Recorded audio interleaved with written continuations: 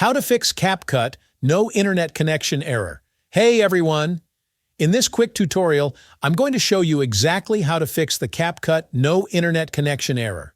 So if CapCut keeps saying you're offline, even though your Wi-Fi or mobile data is working, follow along step by step to fix it. Alright, let's dive in. First, make sure your internet is actually working. Open any other app like YouTube or Chrome to confirm that your connection is stable. If everything else loads fine, then the problem is with CapCut itself. Next, let's restart the app. Close CapCut completely, clear it from your recent apps, and then reopen it. This simple step can refresh the connection and often fixes the error instantly.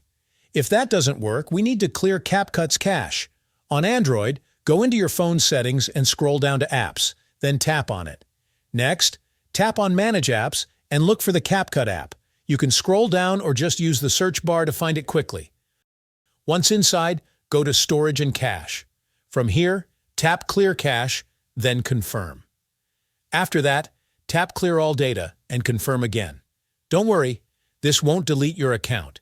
It just resets the app's saved files on your phone and removes anything that might be causing conflicts. If you're on iPhone, the easiest way is to delete the app and reinstall it fresh from the App Store. That should refresh everything and get your codes working again.